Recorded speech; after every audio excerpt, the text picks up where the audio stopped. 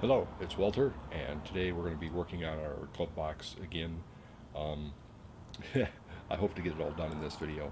Okay, so the next thing I want to work on is my brackets. So I got myself a nice clean cut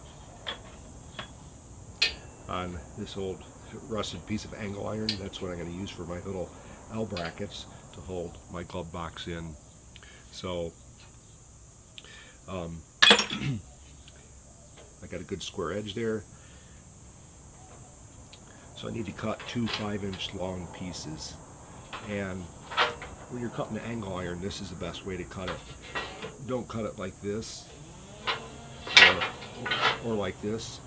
Yeah, it'll cut through this part really fast, but then when it hits this part, it's going to go slow. Whereas if you just put it in here like this and cut it, it'll cut through pretty quick. So that's how you want to do that. Another thing you do when you do your cuts is you want to make sure both sides of your metal on both ends are flat against this, because otherwise your cut will end up being crooked too. So let's kick it on. It won't take long.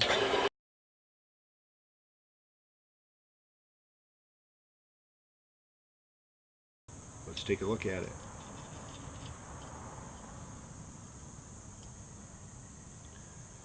Pretty close, like a 30 seconds under, so that'll work. Okay, they might start to make a little bit more sense now.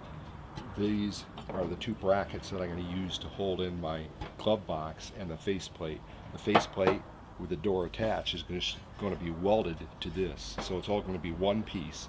And then these little L brackets are going to mount on the back side of the faceplate in my Jeep, and then I'll drill holes through the ends of my glove box and holes in here, and then I'll weld a nut on the back side of this, and then I can run two bolts through here and bolt onto this bracket, and of course this bracket will be welded into the back of the Jeep dashboard.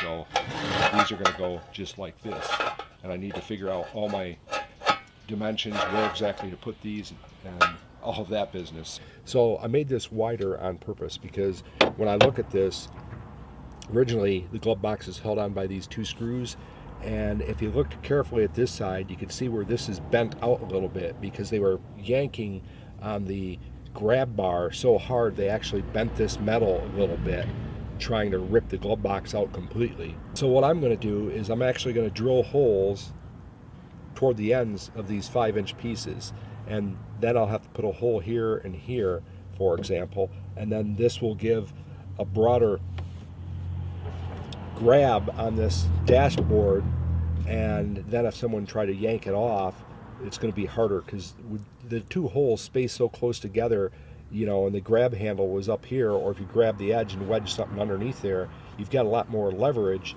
in this distance than you would if there was a screw right here. As you look at this, there's a little lip on this, the way they formed this metal. It's just stamped sheet metal, basically, you know, a little heavier duty than typical body sheet metal, but this gives it some strength. And so what I need to do is I need a little spacer between here so this thing will sit in here level rather than tipping back. And I could weld a plate along here, but I think all I'm going to do is when I run my bolts through here is stack some washers on here to get the thickness I need so that this thing will sit flush and square with where the glove box is going to go in that way. So the next thing is on this side there's a screw that goes in right here, and I want to keep that screw in. So when I drill my holes and everything for this thing, one of the things I want to do is drill a little hole here or notch it out to go around the screw so it doesn't interfere with that. So the interesting thing is how am I going to determine exactly where I want to put my holes through here, because I'm going to drill 2 extra holes on either side, and then I need to drill the holes into this plate. And of course that's going to be accurate depending on how far wide or narrow they need to be toward one another, so my glove box will fit in there. So this is what I'm thinking. If I take my little pad and I put it in here, and then I grab my little glove box, slide it in here on top of this pad. So what I'm doing now is just trying to trying to sort of dry test this all and make sure it's going to work. How I got it configured. So this glove box, you know, I need to make sure that there's enough room to lift this up and then to shift it to either side. So there's enough room for this to go up, that's no issue. There's enough room for it to go down. And then the other big thing is the side to side. So I want to kind of even that out so I know that when I put this in here, I've got enough room.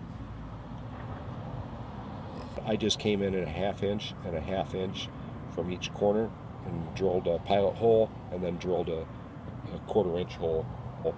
But next thing I really need to do is I need to figure out how far in this needs to go so that I can transfer my holes onto here, and then center punch these and drill these 4 holes. Bring my faceplate back up here. Set that in here. And right now I'm just looking for this side to side distance. So this little gap from this edge to this edge is about the same on either side. It looks pretty good right there. Still looks pretty good. I marked these. This is my right one and this is my left one. We'll go over on this side. So I kind of need to lay these out. So probably the best way is just kind of, looks like that's going to be somewhere right in here. Okay, so now maybe you can start to see what I'm doing here a little bit. What I basically did is I put this bracket on here, I drilled 1 hole and bolted that on there, and then I adjusted this, marked this hole, and drilled it so this would fit. Then from here I'm going to insert this bolt. I'm just going to put a little lock washer on here just as a spacer right now, so I'll put that back behind here and then line that all up, run that through there. I'll put the nut on the back of this, and it's pretty easy to do. You got lots of room this way to get to everything. And then when I final assembly this, I'll probably use nylock nuts on here. So this is nice and strong, exactly where I want it. I'll bring this little critter over here and slide it in here. Now it's a little bit close on this side, so if I need to, I can create a little fudge room on that other side. But right now my main thing is I want to get this in here just to kind of look at it to see if my faceplate and everything is still going to line up pretty decent.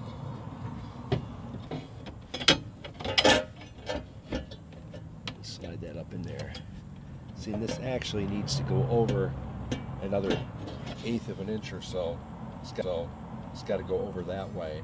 So that tells me what I need to do is file these holes out that way so I can shift this whole unit over. So I'll do that and then we'll go from there. So now we're at a more critical juncture. I got my brackets cut, I filed them down. This is a little groove I cut in here to go around that screw in my dashboard. So this goes on the right and this one goes on the left. So I think I have that figured out pretty good. We'll take a look at that when we go back out there. But the next step that I need to do is I need to weld my faceplate for the glove box onto the front of the glove box.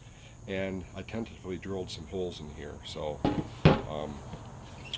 basically what I did is I put the brackets in the Jeep and bolted them in and then kind of adjusted it, slid this in about where I think it needs to be, and then while it was in there I scribed a little line right across here so I knew how far up or down that needed to go, and then I measured the distance from here to here, and it was like, I don't know, 1/2 inch or thereabouts.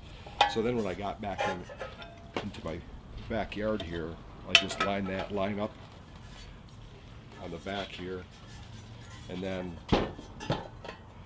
I measured the distance a ½ inch from here to there, scribed a line on both sides of this, and then I split the difference and then went in a ½ inch from these tabs and drilled my holes. So that gives me some room.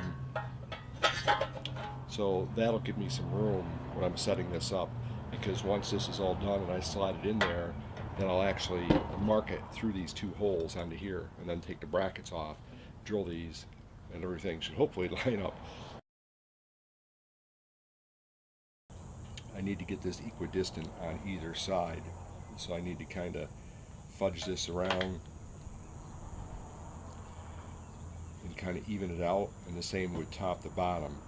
So I'm just going to kind of eyeball it up for the most part, and I think it'll be pretty accurate. And then what I'll do is I'll clamp this and I'll weld it on the back side. So I'll just kind of hold this here. So the next step is I'm just going to set this down here gently and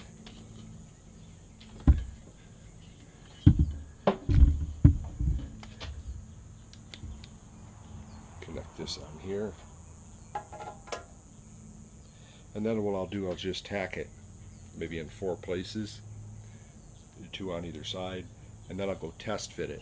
And then if it fits good and everything looks good, I'll remount my brackets and we'll go take a look at that. Then I'll finish welding it up. Okay, I just tacked it 4 corners. Looks like it's on there pretty good. So nothing that I can't knock off if I need to. So now what I'm going to do is we're going to go back out to the Jeep and test fit everything. We're going to give this a go and see how this goes. This is my left bracket. So what I'm going to do is I'm going to put a bolt through here, and you can see I had to egg this out a little bit on both sides, and it gives me a little bit of adjustment. So you might have to do that too. So I'll run my little bolt through there. I'll stick a little spacer on here, put that on, then I'll grab a nut, throw the nut on here.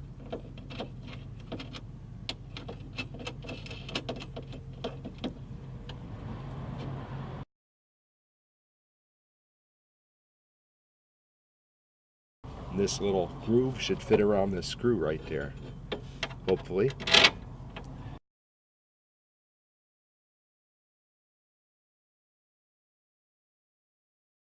And hopefully this thing will fit nice.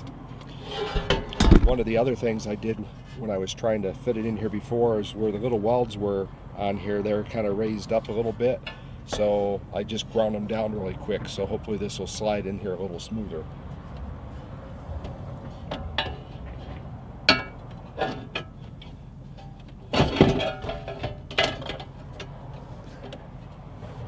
Well, looky there. Awesome. So with this up where it needs to be, next thing I'll do is I'll just trace out my circles with my little mechanical pencil. Get this about where I want it.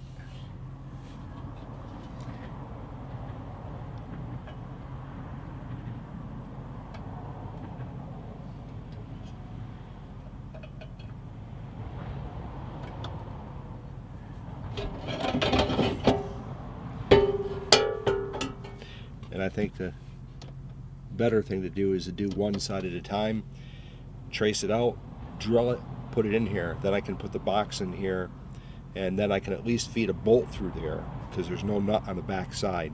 And then that'll hold this side where it needs to be up and down. Then I can hold this side and trace out my other 2 holes, drill them out. And then once those are drilled and I put bolts through it and everything still looks good, and I don't have to file anything or make any kind of adjustments, then what I'm going to do is I'll pull these brackets back out and I'll weld a nut on the back of these brackets. And that way when I put the glove box in here, I can just simply go through the holes and bolt into here, and these will be bolted tight, and then this thing is bolted in here and it isn't going anywhere. So right now I'm working on my brackets, and since I welded these nuts on the back side, I need to chase the threads to make sure that my bolt is going to thread through here good. I already did this one. It threads through really nice. So I just need to use a tap and a die set. And I ran a die over these just to make sure the threads were clean, because they're used 5 grade bolts. And whenever you look at a bolt, if it has 3 little lines on it, that means it's grade 5, which is harder than just a regular mild steel type bolt. If there's no hash marks on it like this, then it's like a grade, I don't know, 2 or 3 or something, which is pretty weak. So 3 lines means it's grade 5, and if you see 5 lines, it means it's grade 8, which is an even harder and tougher bolt. So I want to chase the threads on this one and make sure this is going to fit good.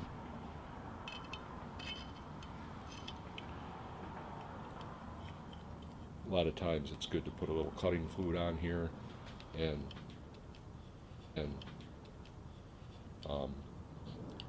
I'm not going to get into how you actually would tap a new hole in this video, but I'm just cleaning out the threads, make sure there's no gunk in there from welding them, maybe a little dust or debris got in there, so that when I assemble this, it's going to go together nice for me and not create complications that I have to fix at that point.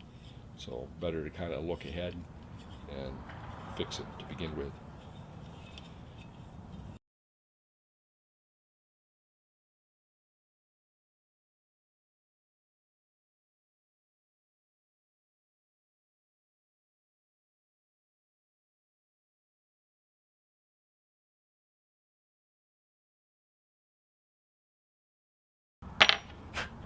And just make sure my bolt goes in here easily. That way you're less apt to mess something up and cross thread it, because if you mess this up, well, then rather than grinding this off, you could, you know, drill it out a little bigger and re-tap it and use a bigger bolt. There should probably be enough meat in that nut to do that with, but I want to try to avoid that problem. So in this video we're going to be doing some engraving. I've been working on my hinges and other parts of my door, so let's get to that.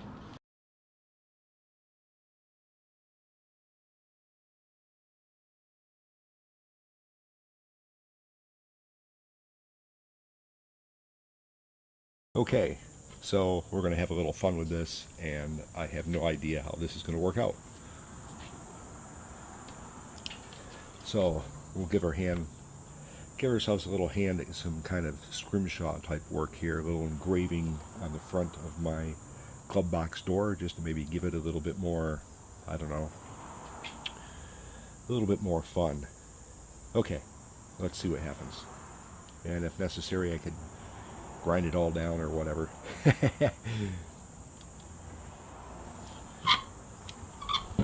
And one of the first things I'm going to do is put on some little spectacles here. These yellow glasses kind of make things stand out a little bit better for me.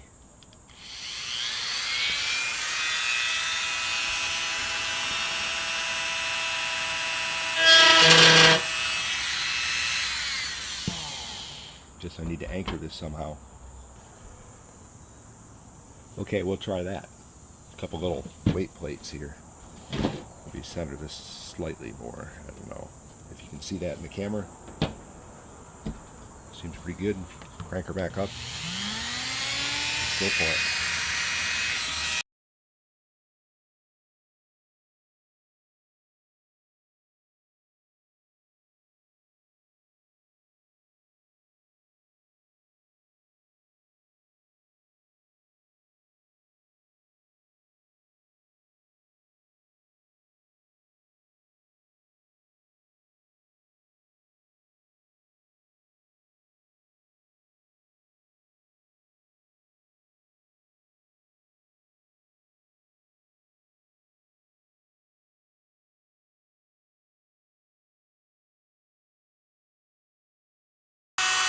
There you go.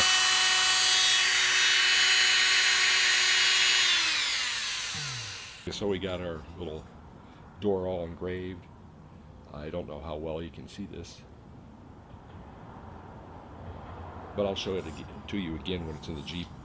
So now I need to do a couple of things. One is I need to do my hinges, and these are just door hinges. I had tried something else on here that didn't work, and that's why this is kind of all bungered up, because I had to grind off what I had goofed up. And sometimes that happens when you're working on something, so don't worry about it, don't stress about it. Just if you make a mistake, go back, correct it, fix it, do it right. And these were brand new, nice and shiny. So what I did is I actually aged them, and first off what I did is I sanded these down pretty good on this side that's showing. I didn't worry about this side. And then I just simply made a solution. Now, some people will use a rusting solution, various methods of doing that, and they'll say use 1 part to 2 part to 3 parts or whatever. I didn't even mess with that. I just took a little flat glass container that both of my hinges would sit into flat, so I didn't have to use as much fluid. And then I just poured some hydrogen peroxide in there, and I added some white vinegar and then some salt, stirred it around to mix it up, and then I carefully set these in there, or you could set them in first and then pour your solutions and stuff over that. So it's just hydrogen peroxide, white vinegar, and some salt. And then I let them sit in there for an hour or so, pulled them out, don't wipe them off, don't dry them, just take them out, let them dry.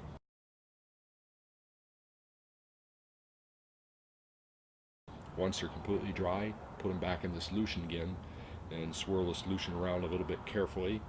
And then after they've been in there an hour or so, take them out, let them dry completely, and do that several times. And the more you do it, the more of the rust and patina you're going to get. And don't wipe it off, just leave it on there.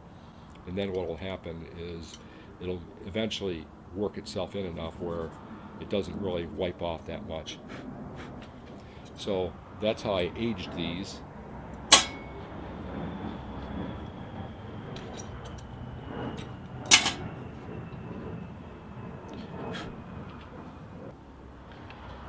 And hopefully you can see this pretty good. This is where they're going to set. And one thing with these hinges is, well, first off, they're going to blend in and look pretty nice with this, give some contrast between the scale that's on this metal and the rust down lower here. So one thing to bear in mind is I'm going to weld this part right here to this part of the barrel, this hinge pin. I'm going to weld to this barrel. And the reason being is because somebody could come in with something and pound this pin out, and then if they did it on this hinge also, then they can, you know, get your lid off and get into your toolbox.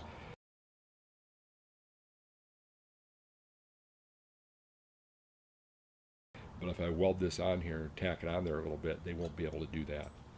Now, the other issue, if you remember, with my door, it's inset a little bit, which you can see right here.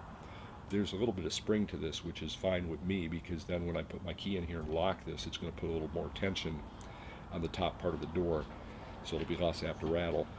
The other thing with my door here is because this is an 1/8 inch thick, the faceplate, and the door itself is a 1/16. I've got a gap of a 1/16 between this part and this part. So I took some scrap pieces of metal and just scribed out my hinge, and then cut them out on my bandsaw, and then filed them down quickly, rounded them off. So they'll actually sit on here first, and then this will go on here like that.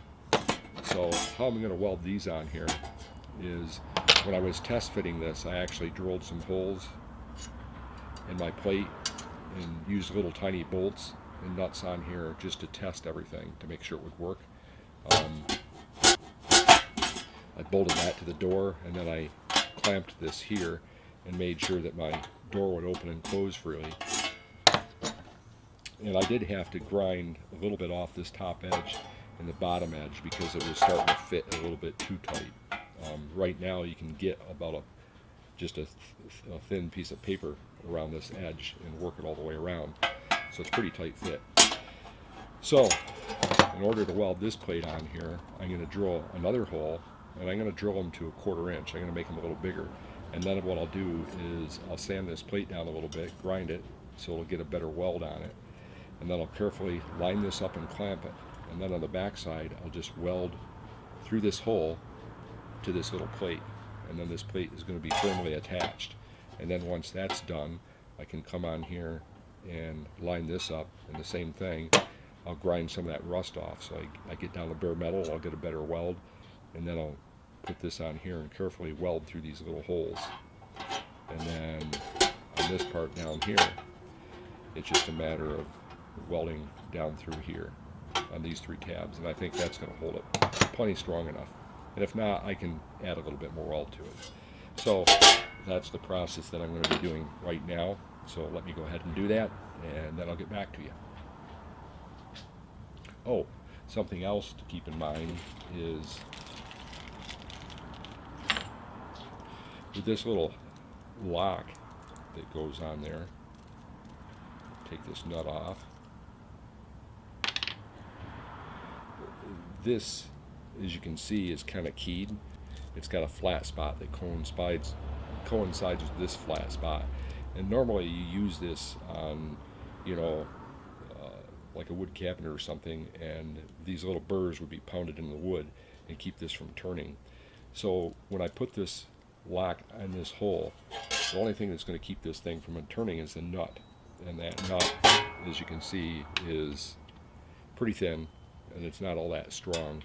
I'm going to put a little Loctite on it, a blue thread locker, but I decided what I'm going to also do is I'm going to take a hammer or a pair of pliers and flatten out these little burrs on this thing, because, and that's pretty easy to do. I'm going to flatten them little burrs out, and then this will sit here flat, and then I'm just going to tack weld this on these 4 little corners to hold this on here. So then when you put this through this hole, this flat is going to key into this flat, and so this barrel can't turn at all. And then with the nut on here, this thing will be nice and secure. So that's the other step that I'm going to be doing. And then a next step also is I need to be aware of that when my door is hinged open, I don't want it to fall the way down. So I'm going to make a strap, a limiting strap that will attach inside my glove box to the door, and I'm probably going to just use this old bicycle cable. And to do that, I'll just put a little loop in here, and I think I could just put a little tack, a little bit of weld on here, and see how that goes. Make a little loop, put that through one of my bolts that goes in here, and then I'll figure out a way to just tack it onto this other side of this on the inside.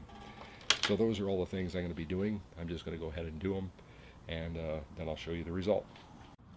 Okay, one of the issues that I had here, and you can see this, I welded this little tab on here, and that's because over on this side of the dashboard there's a gap between this plate and the dashboard itself, because this bolts that I'm putting in here to hold my bracket, and plus this screw over here and this material, and then up here causes my faceplate to stand off from the dashboard a little bit, so it left a gap here.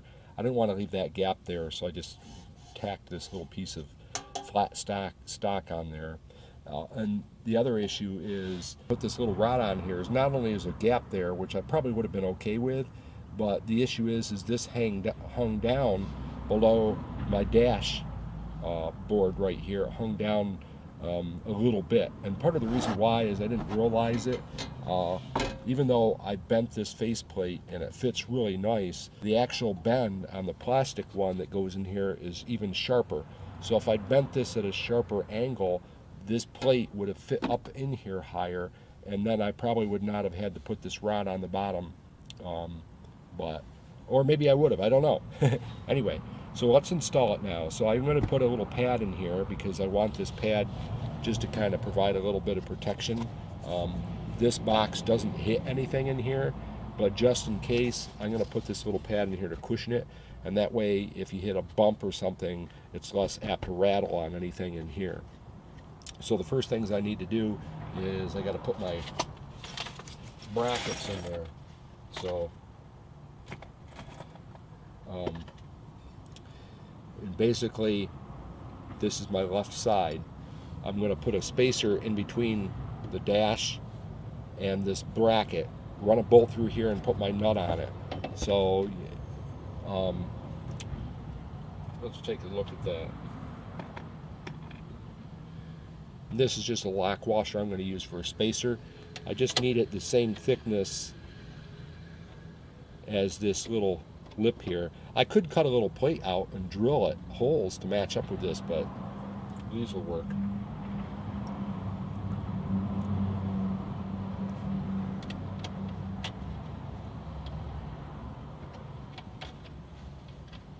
So these two give me the gap I want. So I'm just taking one of my bolts, running it through here, putting that on here, and then put my bracket on here. Make sure this is the left side. Slide that on. And I'm using what are called nylock nuts, lock nuts. It's got a little plastic insert in there that maybe you could see. So as you thread this onto the bolt, the threads on the bolt will actually cut through this plastic and it helps lock it on there. Though you can get it off at a later date. I might just stick this little lock washer on there too, just for the fun of it. Okay. So I'm just going to put that on there finger tight right this moment. Then I'll do the same thing with the top one. I'll check my spacers, make sure they're wide enough. They are. Take a bolt, put it through here,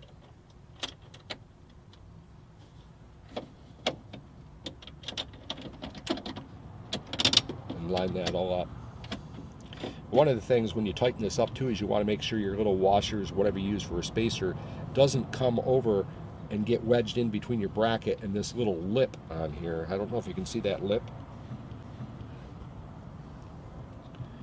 but this little edge where they stamped and formed this metal, if your little spacer gets stuck in between your bracket, you know,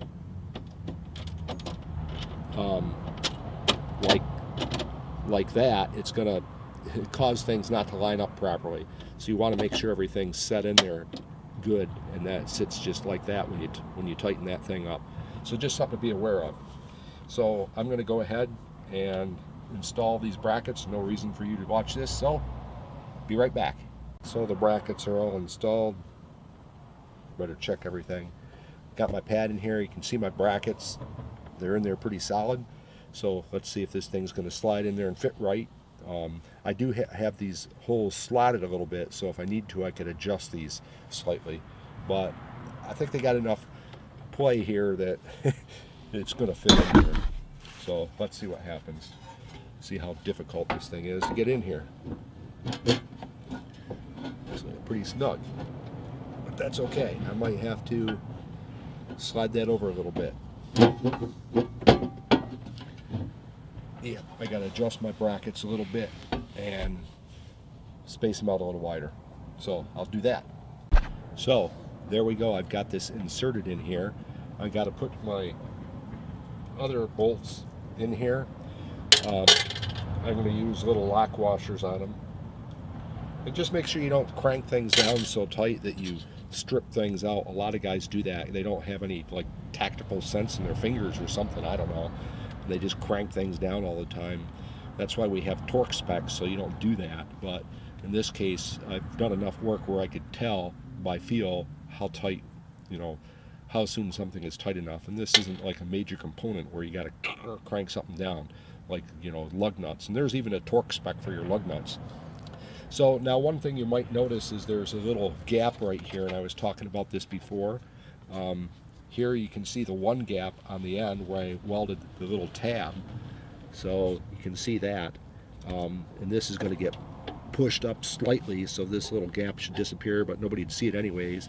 And then this gap under here with the rod, you can get a little better look at that also. So I need to put the bolts in my holes, and hopefully everything lines up. If they don't, I can drill these holes slightly bigger, or I can egg these out with a file or something if I need to. This went in really snug, so it didn't go in that easy. So those bolts that the bolts that go here and here on both sides, I can actually file them out a little bit more, and it'd give me a little more room for my brackets, and it would make it easier to slide this in and out. But I figured it's in there pretty snug. If these bolt holes all line up and I don't have to pull this out to refile or drill these slightly bigger, then I'm good to go and I'm not going to worry about it. Now this gap here, I made myself a little template that fits in here that will cover this up, and it matches this part of my dash. Now I just cut this out of cardboard, and I don't want to make one out of metal. I know the companies that sell these boxes made out of metal make this out of metal. I felt it was, it's good enough that this is metal, but I didn't want a sharp piece of metal pointing at the person. So I'm just going to make this out of plastic, and I thought about trying to glue it in here, but glue in the Arizona temperatures, or maybe extreme cold temperatures, is notorious for failing a lot of times, trying to glue two dissimilar plastics together. So instead I'm going to use either like a piece of rubber, or I think I'm actually going to use like a stiff piece of black plastic, and I'm going to cut it out here, cut it to this shape, and I'm just going to put some little tiny screws in here. I'll drill a little pilot hole, use some little like pan head screws of some sort, and I'll just put like maybe 1, 2, 3, 4, 5, 6, 7 or something along here just to hold this in. I already checked and there's nothing critical up underneath here. If my screws are short, maybe 1/4 inch to 3/8 inch long, they're not going to interfere with anything. And so I'll just drill a little pilot hole, and in my other plastic I'll mark it all, drill it, and when that's done I'll show that to you also. So my glove box is just about done. Okay, so we'll get this thing slid in here. I did have to pull this back out and kind of egg my holes out a little bit because trying to line everything up in here was difficult, but it's gonna work.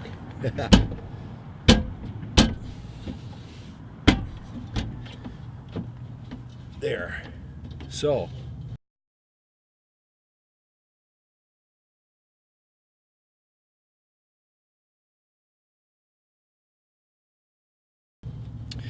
and the issue with this is, if you have what's called a right angle drill, the chuck comes out and then makes a 90-degree, and then the bit goes in there. If you had one of those, you could bolt your brackets in here, slide this in and clamp it, and then come in with that drill and drill your holes through the side of your glove box and also through your bracket at the same time. So then things would be a lot easier to line up. But this is fine, this is going to work. So let's get this installed and see how this all looks.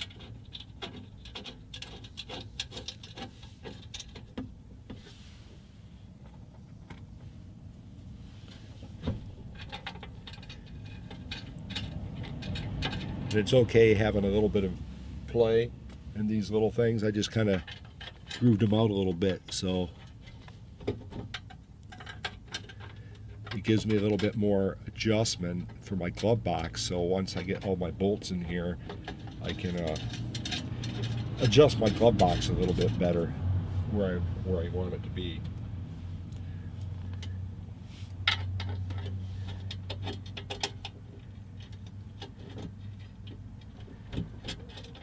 There we go.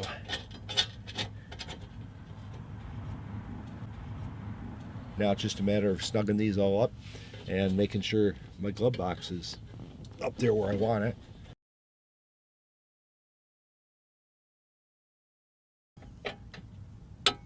Now I go to this combination wrench, box end, open end wrench, after I get things snugged a little bit, because it gives me a little bit better feel than the ratchet does when I do my final tightening on these bolts. So that way I'll make sure they're tight enough, but not too tight. And sometimes it's kind of hard to feel with a ratchet, just because the torque that you're applying is going through the gears in the ratchet. So this gives me a little bit better feel. And that way I'm less apt to strip something out. So if you're tightening something up with a ratchet, A lot of times you get to a point, if you're not using a torque wrench, it's good to just go to a regular box end wrench and finish tightening things up. And then if you pay attention, if you're not used to it, you pay attention to it, you get where you're not going to strip things out. And for some people, you know, if you just don't have that good tactile feel in your hands, one suggestion is just get a bunch of bolts and nuts and screws and stuff and make something that you can kind of bolt things together, and then experiment with some of your tools, with your screwdriver, with your ratchet, with your wrench, and break some bolts and break some screws and see how that feels. And just as just don't crank it down. When you get to the point where you start to feel it, really pay attention to how it feels, and you'll feel it kind of like, you'll feel the bolt and the screw actually kind of stretch a little bit, and you'll feel it start to give to the point where you go a little bit more, it's going to snap off.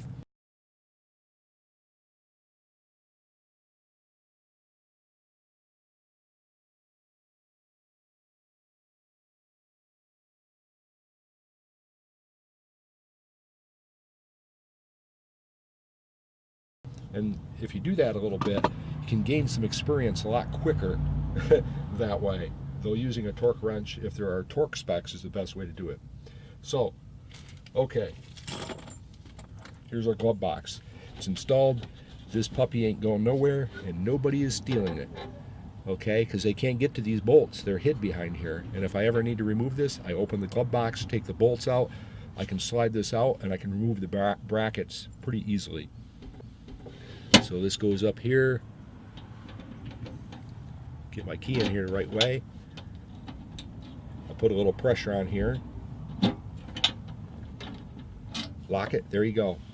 That's my new glove box. So I hope you like this. Hope you like the little scrimshaw engraving I kind of did there. I left this kind of just rustic looking. I sprayed it with some Krylon matte finish. Clear paint. It's supposed to have UV protection in it, so it shouldn't rust any more than it already is. So hope you enjoyed this. Got a few cactus, a little skull, a little vulture, a little snake over here, a couple little jeeps with a little jeep way in the background, a little turtle eating some prickly pear. So there you go. This is Walter, and I'll see you when I get my next video done.